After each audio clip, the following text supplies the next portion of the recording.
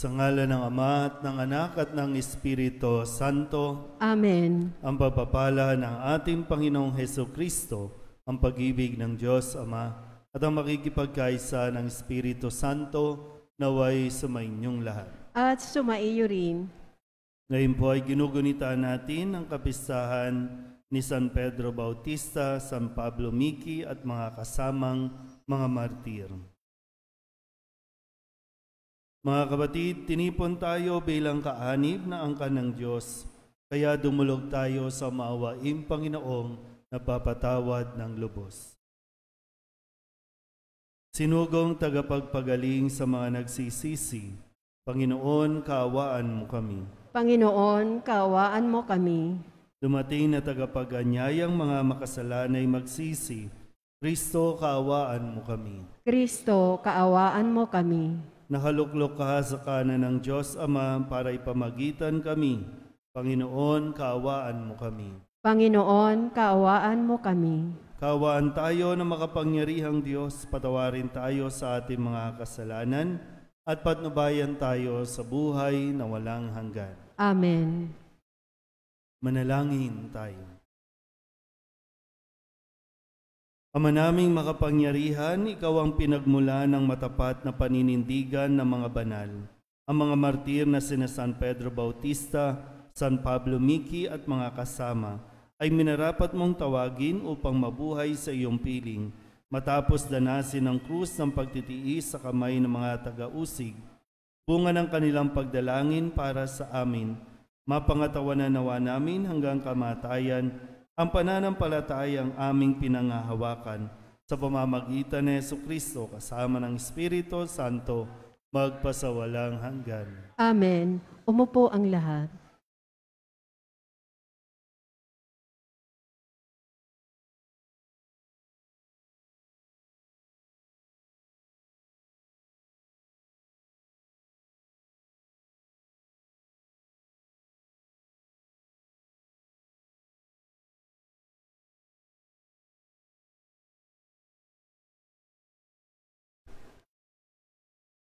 Ang simula ng aklat ng Henesis. Nang simulang likhain ng Diyos ang lupa at ang langit, ang lupa ay wala pang hugis o anyo. Dilim ang bumabalot sa kalaliman at umiihip ang malakas na hangin sa ibabaw ng tubig. Sinabi ng Diyos, magkaroon ng liwanag, at nagkaroon nga. Nasiyahan ang Diyos nang ito'y mamasdan. Pinagbukod niya ang liwanag at ang dilim. Ang liwanag ay tinawag niyang araw, at ang dilim naman ay tinawag niyang gabi. Dumaan ang gabi at sumapit ang umaga. Iyon ang unang araw. Sinabi ng Diyos, magkaroon ng kalawakang maghahati sa tubig upang ito'y magkahiwalay. At nangyari ito, ginawa ng Diyos ang kalawakan na pumapagitan sa tubig na nasa itaas at nasa ibaba. Langit ang tinatawag niya sa kalawakan. Dumaan ang gabi at sumapit ang umaga. Iyon ang ikalawang araw. Sinabi ng Diyos, magsama sa isang dako ang tubig sa silong ng langit upang lumitaw ang lupa. At ito'y nangyari. Ang lupa ay tinawag niyang daigdig, at ang karagatan naman ay nagsama-samang tubig. Nasiyahan siya nang ito'y mamasdan. Pagkatapos, sinabi ng Diyos, magkaroon sa lupa ng lahat ng uri ng halamang namumunga at nagbubutil. At nangyari ito. Tumubo nga sa lupa ang gayon mga halaman. Nasiyahan siya sa kanyang ginawa nang ito'y mamasdan. Dumaan ang gabi at sumapit ang umaga. Iyon ang ikatlong araw. Sinabi pa ng Diyos, magkaroon ng mga tanglaw sa langit para mabukod ang araw sa gabi. Ito ang magiging batayan sa bilang ng mga araw, taon at kapistahan mula sa langit. Ang mga ito'y nagsasabog ng liwanag sa daigdig. At ngayon nga ang nangyari, nilikha ng Diyos ang dalawang malaking tanglaw, ang araw upang tumanglaw sa maghapon at ang buwan upang magbigay liwanag kung gabi. Nilikha din niya ang mga bituin. Inilagay niya sa langit ang mga tanglaw na ito upang magsabog ng liwanag sa daigdig. Tumanglaw kung araw o gabi at magbukod sa liwanag at dilim. Pinagmasdan ng Diyos ang kanyang ginawa at siya'y nasiyahan. Dumaan ang gabi at sumapit ang umaga. Iyon ang ikaapat na araw. Ang salita ng Diyos. Salamat sa Diyos. Salmong tugunan ang ating pong itutugon. Ang poon ay natutuwa sa kaniyang mga nilikha. Tayo pong lahat. Ang poon ay natutuwa sa kaniyang mga nilikha. Pinupuri ka poong Diyos, itong aking kaluluwa. O Panginoong aking Diyos, kay dakila mong talaga, ang taglay mong kasuotay, dakila rit marangal pa. Nababatbat ka, poong Diyos, ang liwanag na maganda. Tugon, Ang poon ay natutuwa sa kaniyang mga nilikha. ikaw na rin ang nagtayo ng saligan nitong lupa. Matatag na ginawa mo't hindi ito mauuga. Ang ibabaw ng saligay, ginawa mong karagatan, at tubig din ang bumabalot sa lahat ng kabundukan. Tugon, Ang poon ay natutuwa sa kaniyang mga nilikha. lumilikha ka ng ilog na patungong kapatagan, sa gilid ng mga burol, umaagos na marahan. Sa naroong kakahuyay, umaawit na masaya, mga iboy nagpupugad sa malabay nilang sanga. Tugon, Ang poon ay natutuwa sa kaniyang mga nilikha. sa daigdig, ikaw poon, kay rami ng iyong likha. Pagkat ikaw ay marunong, kaya ito ay nagawa. Sa dami ng nilikha mo'y nakalata nitong lupa. Purihin ang Panginoon, purihin mo kaluluwa. Tugon, Ang poon ay natutuwa sa kaniyang mga nilikha. Tumayo po ang lahat.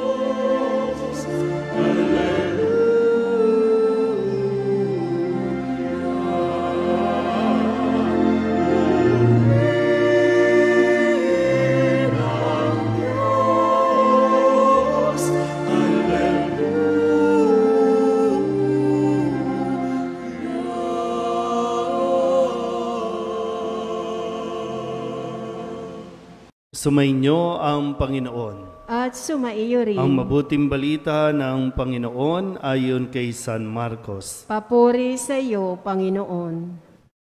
Noong panahong iyon, sinabi ni Jesus at ang kanyang mga alagad ay tumawid ng lawa. At pagdating sa Genesaret, ay isinadsad nila ang bangka. Paglunsad nila, nakilala siya agad ng mga tao, kaya't nagmamadaling nilibot ng mga ito ang mga puok sa paligid. At ang mga may sakit na nakaratay na sa higaan ay dinala nila kay Jesus. Saan man nila mabalitaang naroon siya, at saan man siya dumating, maging sa nayon, sa lungsod o kabukiran, ay dinadala sa liwasan ang mga may sakit. At isinasamo sa kanya na pahipuin sila kahit man lang sa palawit ng kanyang kasuotan. At lahat na makahipo nito ay gumagaling. Ang mabuting balita ng Panginoon. Pinupuri ka namin, Panginoong Hesukristo. Umupo ang lahat. Isang mapagpalang gabi po sa inyong lahat. Kamusta? Kamusta ang inyong mga kalusugan? Ha? Okay lang. Sana maging okay lagi. Kaya nga tinuturing natin na kayamanan ang isang magandang kalusugan. Nung kasagsagan ng COVID, nakita rin natin na kahit gaano ka kayaman, pag nagka-COVID ka, abo ka na lang pagbalik mo. Walang nagagawa ang pera. Kahit anong yaman natin, walang nagagawa ang pera para manumbalik yung kalusugan natin.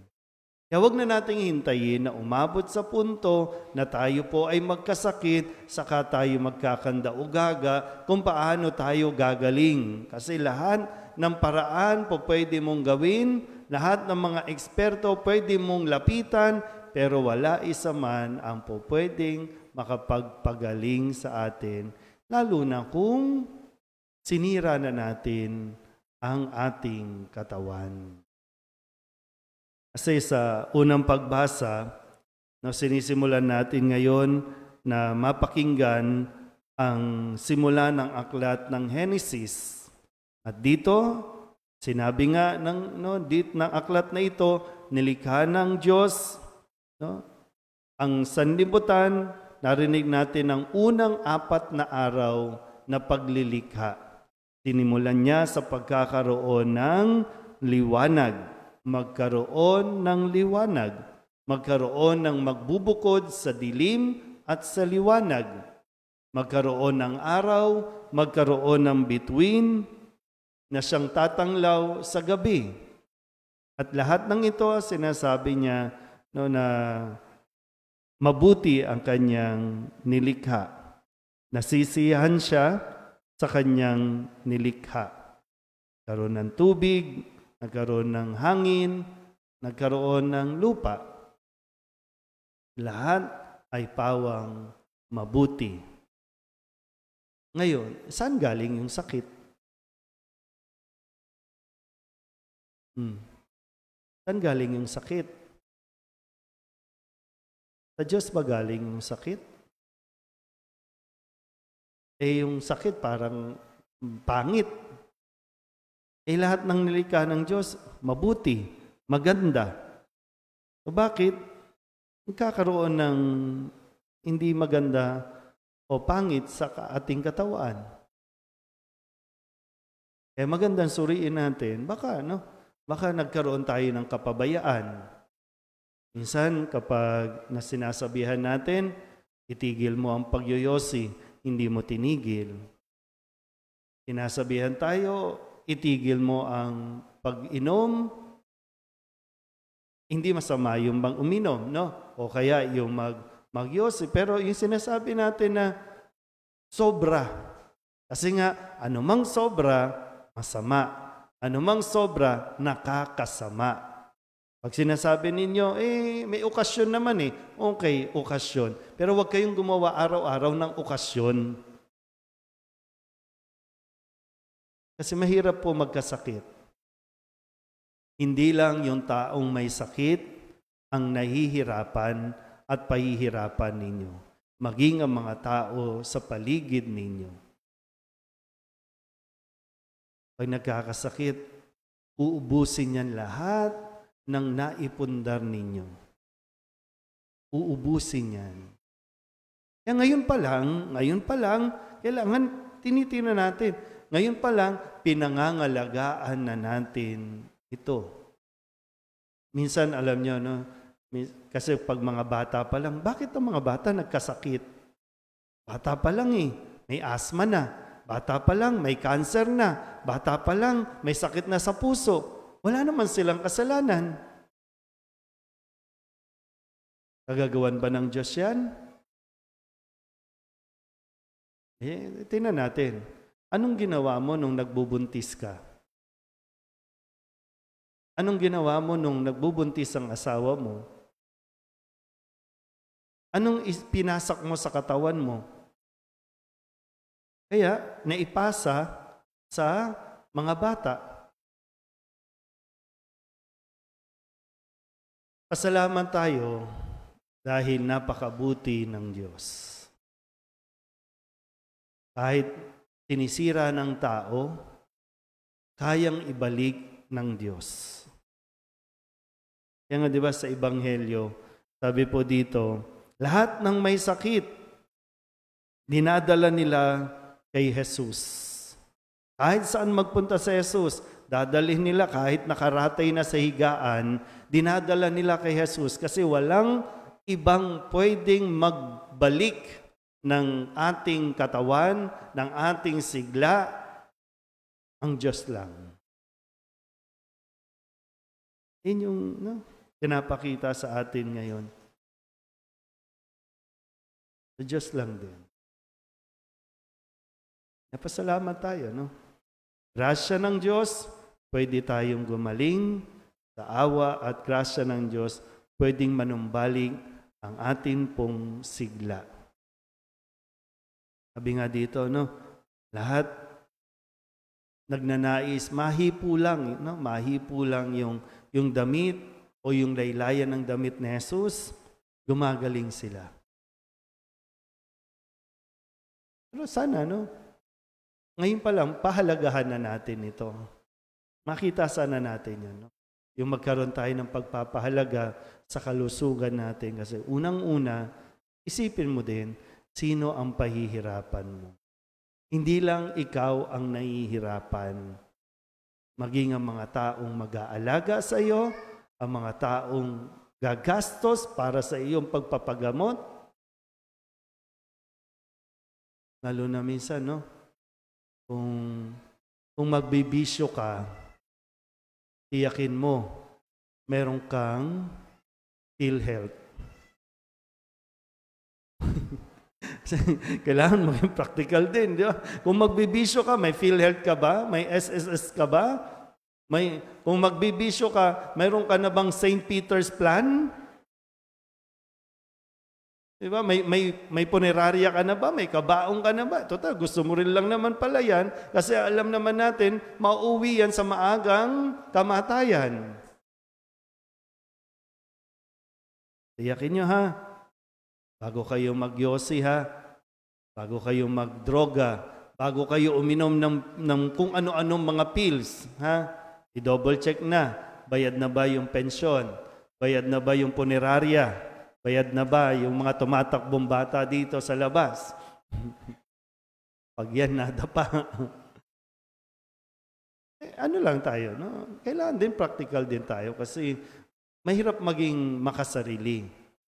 Na nagpapakasaya ka ngayon, pagkatapos niyan, iba naman yung magsasakripisyo na mag-aalaga sa iyo, hahanap ng mag-aalaga sa iyo. Siyempre, no, hindi naman natin pababayaan yan, no? Dahil nga may kanya-kanyang dahilan, bakit nagkasakit ang isang tao? Minsan hindi naman niya talaga kagustuhan magkasakit. So, may kanya-kanyang konteksto yan, ha? Hindi natin kinukondem yung mga nagkakasakit. Minsan, paraan na rin ng Diyos na magkasakit ang isang tao para mapalabas ang kabutihan, pagtutulungan ng isang pamilya. Pero ang isang pinaka-panghahawakan natin, walang ibang pwedeng magpagaling sa atin, Diyos pa rin. Amen?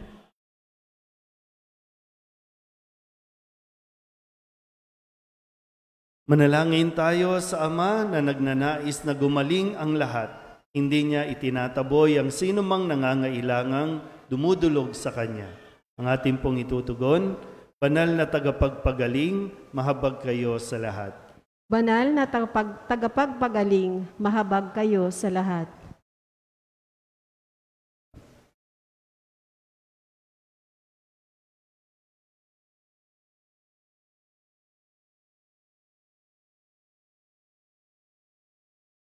Bilang simbahan, naway huwag nating isarado ang ating mga puso sa pangangailangan ng ating kapwa. Bagkus, ibahagi natin ang pag-ibig ng Diyos sa kaninuman. Manalangin tayo sa Panginoon. Banal na tagapagpagaling, mahabag kayo sa lahat.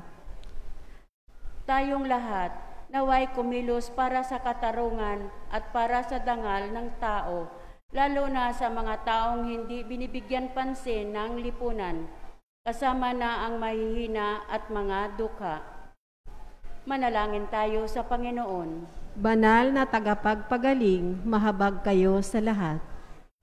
Ang ating komunidad, naway maging matulungin at maitaas ang bawat isa na mayroong pag-ibig at malasakit tulad ng ipinakita sa atin ng Panginoon.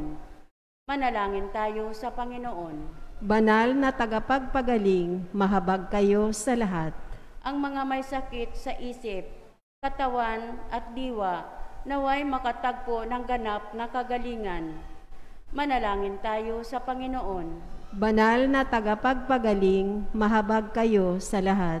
Ang mga tapat na yumao, naway tumanggap ng walang hanggang kapayapaan. Manalangin tayo sa Panginoon. Banal na tagapagpagaling, mahabag kayo sa lahat. Idulog din natin sa Panginoon ang ating mga personal na kahilingan at mga panalangin para sa ating mga pamilya. Ganon din ang lahat ng mga kahilingan ng mga nanonood sa online. Lahat ng mga misang pasasalamat, special na intensyon at mga kaluluwa na inihiling na ipagdasal sa misang ito.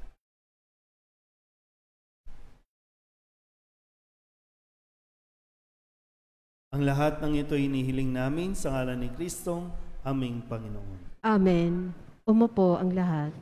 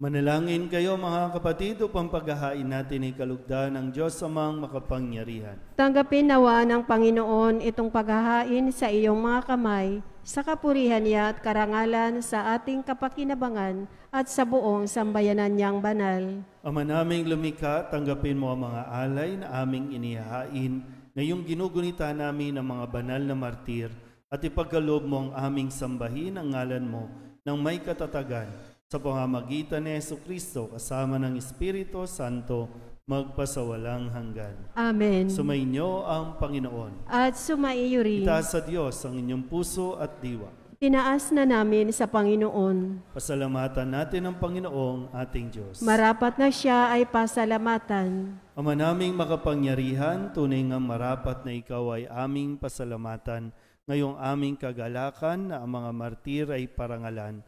Sila'y kapanalig naming may paninindigan, na ikaw ay ipahayag kahit sila'y mamatay, sapagkat minarapat mong kanilang matularan ang iyong anak na naghain ng sariling buhay.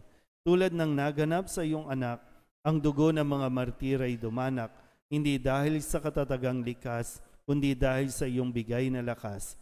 Kaya kaysa ng mga anghel na nagsisiawit ng papuri sa iyo, nang walang humpay sa kalangitan, kami nagbubunyi sa iyong kadak.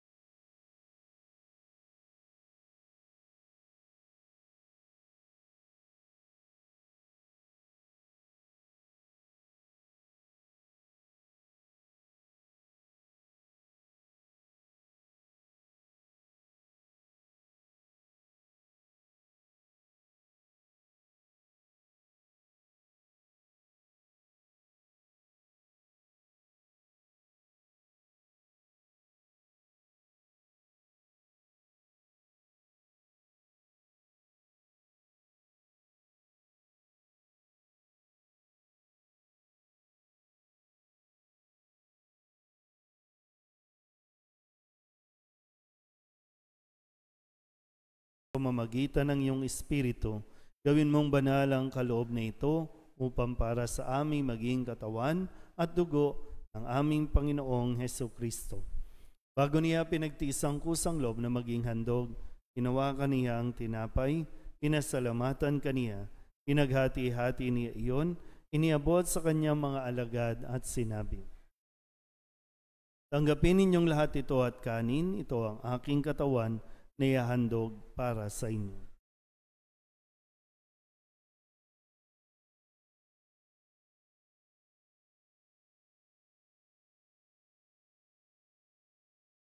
Hindi naman nung matapos ang hapunan, hinawakan niya ang kalis, muli kaniyang pinasalamatan. Iniabot niya ang kalis sa kanyang mga alagad at sinabi, "Tanggapin ninyong lahat ito at inumin. Ito ang kalis ng aking dugo ng bago at walang hanggang tipan. Ang aking dugo na ibubuhos para sa inyo at para sa lahat sa ikapagpapatawad ng mga kasalanan. Gawin ninyo ito sa pag-alaala sa akin."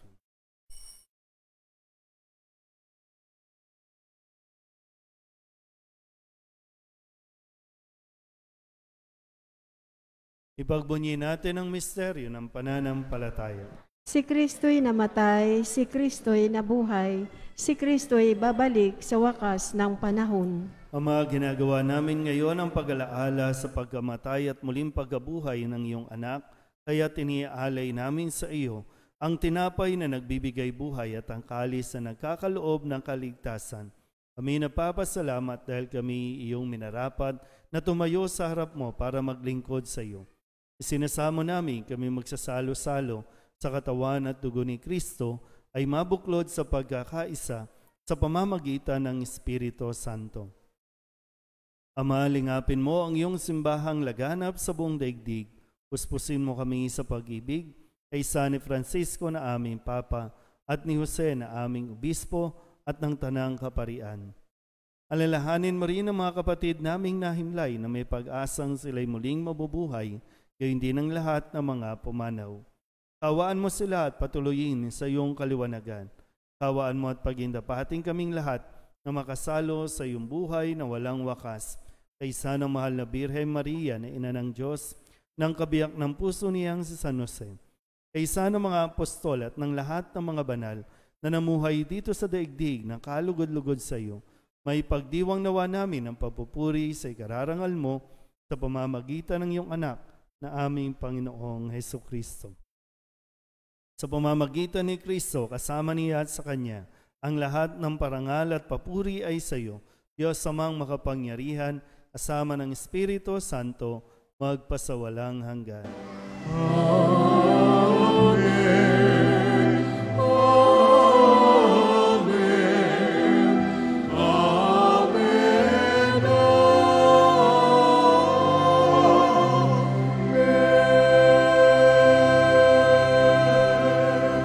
Sa tagubili naman nakagagaling na utos sa turo ni Jesus sa Panginoon natin at Diyos, ipahayag natin ang lakas loob.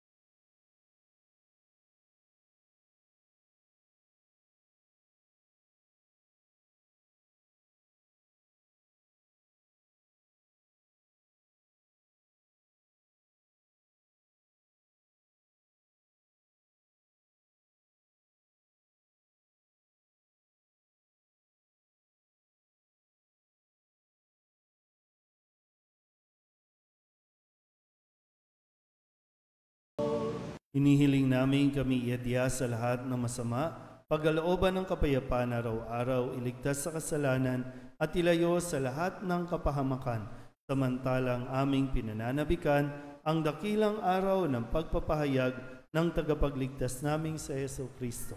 Sapagkat iyo ang kaharian at ang kapangyarihan at ang kapurihan magpakailanman. Amen. Panginoong Heso Kristo, sinabi mo sa iyong mga apostol, kapayapaan ang iniiwan ko sa inyo, ang aking kapayapaan ang binibigay ko sa inyo. Tunghayan mo ang aming pananampalataya at huwag ang aming mga pagkakasala. Pagkalooban mo kami ng kapayapaan at pagkakaisa ayon sa iyong kalooban, kasama ng Espiritu Santo, magpasawalang hanggan. Amen. Ang kapayapaan ng Panginoon ay laging sumainyo. At sumaiyo rin. Magbigayan po tayo ng kapayapaan sa isa't isa.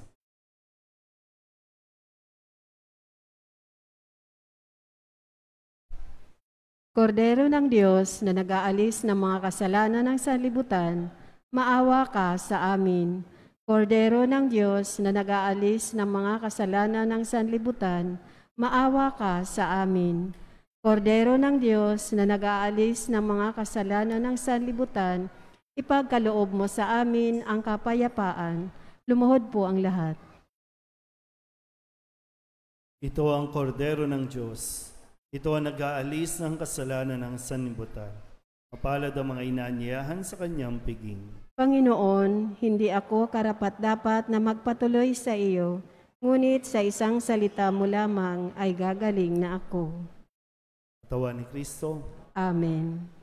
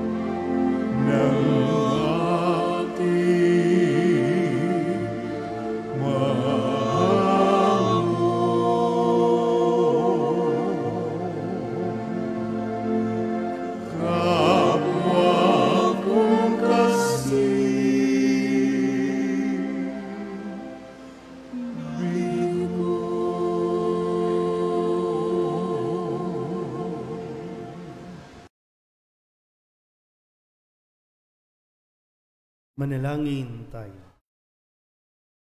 Ama naming mapagmahal, pinagningning mo ang misteryo ng krus sa mga martir mong banal. Ipagkaloob mong kaming pinatatag ng banal na pakikinabang ay makapanatiling matapat kay Kristo sa pagmamalasakit sa tanan sa pamamagitan niya kasama ng Espiritu Santo magpasawalang hanggan. Amen.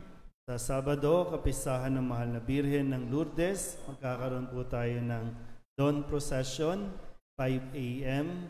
At itong prosesyon na ito at panalangin ay alay natin para sa ikagagaling ng lahat ng mga may sakit. Available po kayo, pagising ng maaga, sumama po sa prosesyon at pagkatapos po noon ay may misa tayo.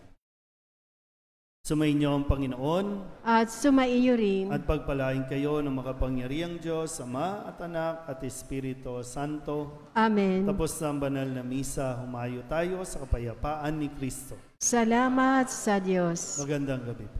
Good evening po, Father.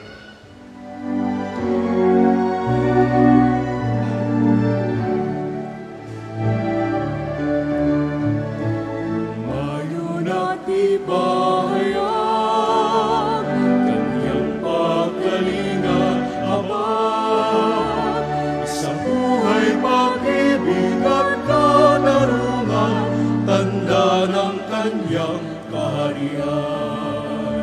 Sa panahon tigang ng lupa, sa panahon ng ani sa gana, sa panahon ng digmaan at kabuluhan, sa panahon ng kapayapaan.